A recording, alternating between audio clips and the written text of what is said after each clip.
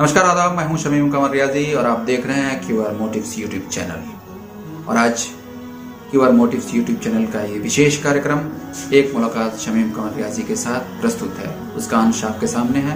आप हमारे साथ बने रहिए और इस प्रोग्राम का आनंद लीजिए। धन्यवाद। हम एक मुलाकात शमीम कमर रियाजी के साथ में आज यहाँ उपस्थित हैं चंपारण का एजुकेशनल हब कहा जाने वाला है। और चंपारण की ये ऐतिहासिक धरती जिसे साठी के नाम से लोग जानते हैं और साठी का एजुकेशन के क्षेत्र में अपना एक अलग मकाम और महत्व रहा है।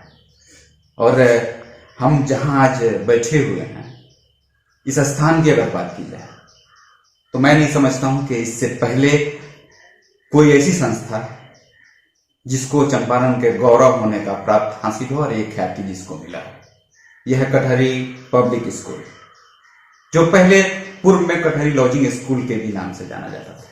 सबसे पहले आपका स्वागत है हमारे इस कार्यक्रम में। अबूबकर साहब, ये स्कूल जैसा कि हम बात कर रहे थे, आपने बताया था कि 1993 में ये रन हुआ और बाकायदा इस स्कूल में पढ़ाई की शुरुआत हुई। पहले छोटे छोटे बिल्डिंग्स थे, उतने वसाइल रिसोर्सेस नहीं थे कि इतनी बड़ी बिल्डिंग। आज ये भव्य बिल्डिंग, हर तरह की सुविधाएं उपलब्ध हैं। इसका श्रेय आप किसे देना चाहेंगे? देखिए, सबसे बड़ी बात तो मैं आपको ये बता दूं कि किसी भी संस्था को डेवलप होने में या उसकी जो ऑब्जेक्टिव्स है, उसके जो गोल्स हैं, उसको फुलफिल करने के लिए, उस रिक्वायरमेंट्स को पूरी करने के लिए इंफ्रास्ट्रक्चर की बहुत अहम ज़रूरत होती है। और उन इंफ्रास्ट्रक्चर्स को डेवलप करने के लिए किसी न किसी एक इंसान के डिटर्मिनेशन के, उसके विल पावर का होना, उस स्कूल के लिए त्याग देना बहुत बड़ा एक जिम्मेदारी की बात होती है। तो मैं केवल एक इंसान के सिर्फ अगर नाम को लूँ तो कहीं ना कहीं यह बेईमानी है। ये संस्था जो है पिछले लगभग 3 डिकेड से समाज को सर्विस देता आ रहा है और इसमें कंट्रीब्यूशन बहुत सारे अहम लोगों का है। बहुत सारी जिम्मेदारियां लोगों ने निभाया है, जिसकी बदौलत आज ये संस्था इस मुकाम पे पहुंचा है और समाज को सेवा कर रहा है। आप अपने वालिद साहब से, अपने फादर से बहुत सारी चीजें सीखे होंगे। सबसे पहले वो इस संस्था को अपने खून तले कहिए या पसीना तले बहाया, सींचा इस चमन को। बाद में इस स्कूल की जिम्मेदारी आपको दी गई है। उन्होंने अपना एक्सपीरियंस आपके साथ शेयर किया, किस तरह की कठिनाइयां, परेशानियां उनको शुरू में हुई, लोगों के साथ चैलेंजिंग रोल्स हुआ होगा। सबसे पहले यहाँ चंपारण में सीबीएसई बोर्ड को चलाना, बच्चों को यहाँ कलेक्ट करना, बुलाना, चूंकि हमारे यहाँ माहौल नहीं था इंग्लिश मीडियम का, तो उस तरह की आज कैसा फील करते हैं आप?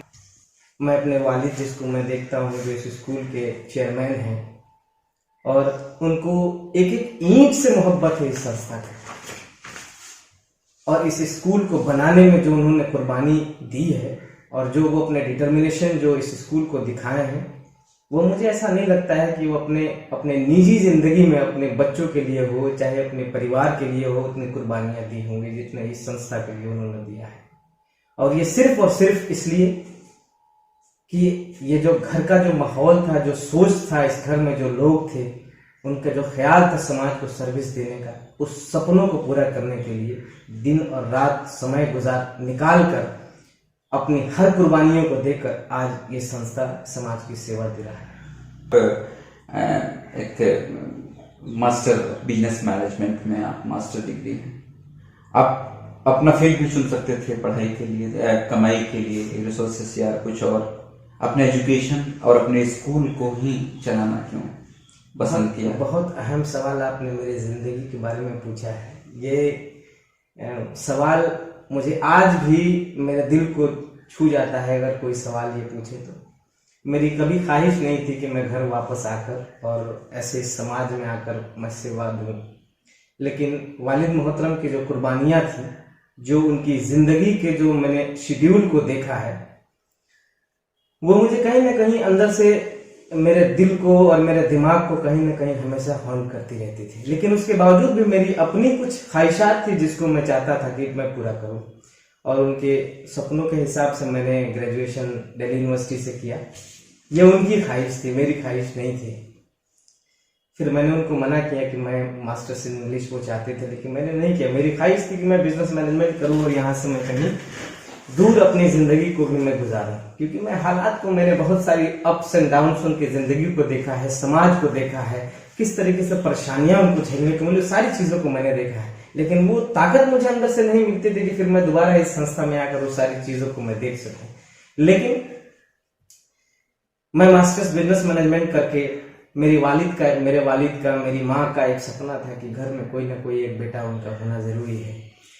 तो बड़े ख्वाहिशात के बाद उनके हर जिद को समझते हुए मैंने अपने करियर को त्याग दिया कि मैं शहरों में नहीं, मैं चलता हूँ उनके ख्वाहिश के हिसाब से ही। मैं देखूं कि शिक्षा के क्षेत्र में क्या मेरे लिए एक परेशानी उठाने की जरूरत है वहां, और क्या मुझे समाज को देने, मेरी जरूरत कहाँ है वहां समाज को, मैं उस चीज को देखूं। मैं बिना मन के, मैं एकदम खुले दिल से कहता हूँ, बिना मन से मैं यहाँ आया था 2016 24 जून को मैं यहाँ जब पहली बार आया तो बिना मन का मैं यहाँ आया था।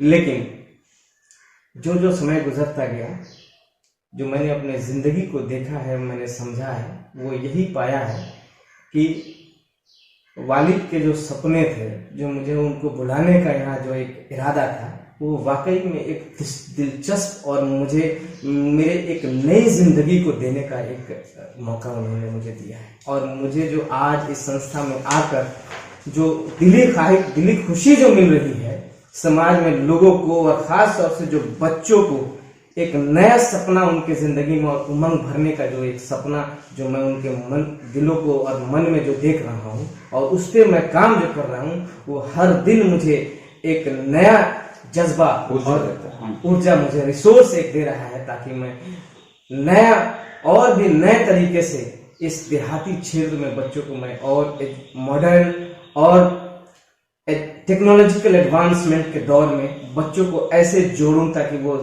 दुनिया के हर मेन स्ट्रीम लाइन में जाकर रूरल एरियाज में, इससे देहाती क्षेत्र में चंपारण का, जहां आप यहाँ के बच्चों को उच्च शिक्षा और नई इंफॉर्मेशन टेक्नोलॉजी का दौर आप चाहते हैं कि मेन स्ट्रीम से जोड़ा जाए, कहीं ना कहीं से अब हमने यहाँ देखा है, पाया है। एक चीज मैं बीच में रोक के पूछना चाहूंगा कि आपके स्कूल की एक बड़ी विशेषता हमने सुनी है कि यहाँ स्टार्टअप नर्सरी से लेके +2 तक सभी बच्चों को अपने यहाँ उर्दू अनिवार्य किया हुआ है, कंपलसरी है उर्दू पढ़ना। इसके पीछे क्या राज है? क्योंकि अलग तरीके से पेश कर रहे हैं, और उर्दू एक जुबान है, ये किसी एक धर्म की जबान नहीं है, एक लैंग्वेज है। और ये बात सत्य है कि उर्दू एक ऐसी मीठी जुबान है कि हर इंसान को पढ़ने से उसकी जुबान में जो तासीर पैदा है वो हर समय हर इंसान को बोलने के बाद उसके विचार को एक समान बना देती है, लोगों को अपने तरफ इम्प्रेस कर लेती है। तो उर्दू एक हमारे यहाँ सब्जेक्ट है जिसको चाहे वो हिंदू बच्चे हों चाहे वो मुस्लिम बच्चे हों, बड़े अखलाक के साथ और बड़े खुलूस के साथ उसको अपने तालीम का एक जरिया बनाए हैं। नहीं, आप इतने कम उम्र होने के बावजूद क्या आप मैनेज कर लेते हैं इसको? देखिए, हर चीज़ों को संभालने के लिए अलग अलग जगहों पे अलग अलग जिम्मेदार लोगों को बनाया गया है।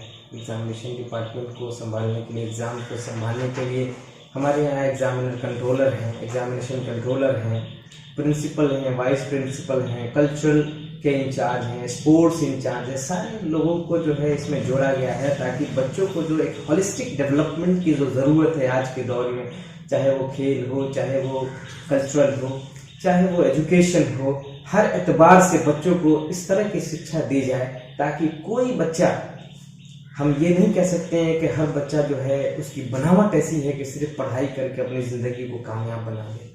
खेल भी एक ऐसा जो है जरिया है, एक माध्यम है जिससे बच्चा जो है अपनी ज़िंदगी को निखार सकता है।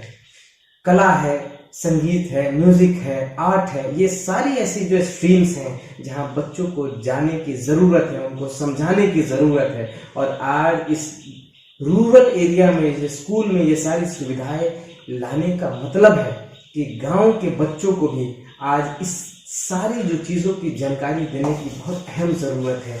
आज मैं एक बस मैंने जो जिस चीज़ को आइडियल माना है उस चीज़ों को मैं बस ब्रीफ में करूँगा कि कहीं ना कहीं राजीव गांधी का जो नवोदय विद्यालय का जो कंसेप्ट है, केंद्रीय विद्यालय का जो कंसेप्ट था कि रूरल एरियाज में एक ऐसी संस्था बनाई जाए जहां बच्चों को जो अहम ज़रूरत है एजुकेशन की उसको फुलफिल किया जाए। मैं कहीं ना कहीं उस आइडियोलॉजी के साथ अपनी चीज़ों को देखता हूं कि गांव में आज भी संस्थाएं, केंद्रीय विद्यालय हो, नवोदय हो, इनकी एक एक गिनती आती है हर जिले के अंदर, लेकिन उस एक संस्था से पूरे जिले का काम नहीं हो सकता है। आज कहीं ना कहीं उस संस्थाओं की तरह और भी संस्था समाज में बनाने की जरूरत है, और खास तौर से शहर में की आबादी और गांव की आबादी कहीं ना कहीं अलग है।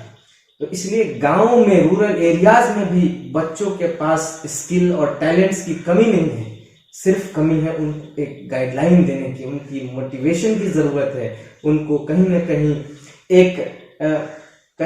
एक उनको उनकी जरूरतों को पूरा करने के लिए एक माध्यम की जरूरत है, एक मीडियम की जरूरत है, और वो मीडियम हम कहीं ना कहीं सफल हैं ये संस्थे के रूप में एक रूरल एरियाज में डाल के बच्चों की तालीम देने में कहीं ना कहीं हम सफल हैं, बच्चों को उस मेन स्ट्रीम में जोड़ रहे हैं।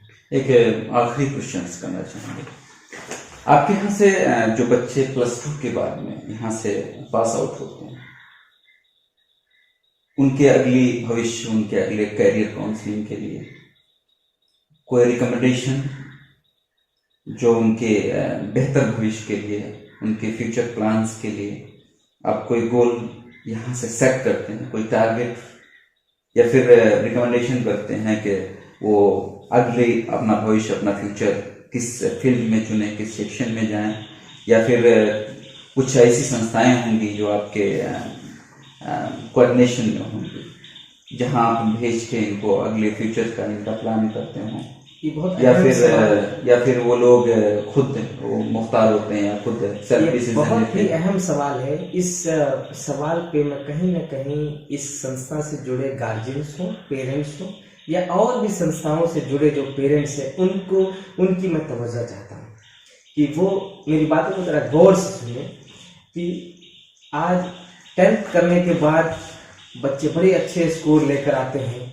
और 10+2 उनके लिए एक बड़ी चैलेंज हो जाती है। आज ट्यूशन और कोचिंग का जो मार्केट है, जो एक बाजार जो गर्म हुआ है, उस बाजार में हर गार्जियन चाहता है अपने बच्चों को अच्छे कोचिंग इंस्टीट्यूट में एडमिशन करा ले। बच्चे तालीम ज़रूर ले रहे हैं, लेकिन बड़ी अहम बात यहाँ ये है कि बच्चों में कोई गार्जियनशिप नहीं है। आज बच्चे अपने सहूलियत के हिसाब से फ्लैट ले रहे हैं, रूम्स लेकर पढ़ रहे हैं, लेकिन निगरानी नहीं है बच्चों की, देख रेख नहीं है उन बच्चों की। और इस बात को मैंने देखा है, ये जो मेरे एक्सपीरियंस है, मैं एक्सपीरियंस के साथ मैं ये कह रहा हूँ कि बच्चों के जो रिजल्ट्स में काफ़ी गिरावटें देखने को मिल रही हैं इनसे। और ये समय बच्चों का ऐसा एडोलसेंस का समय है, ये एडोलसेंस पीरियड जो है जहाँ बच्चों के जो लाइफ में जो शहर की जो चमक और रोशनी वाली जो जिंदगी है उस पर ज़्यादा जो है अट्रैक्शन बच्चों को अट्रैक्ट करके ले जाती है, और वहाँ एजुकेशन से डेविएशन है बच्चों को।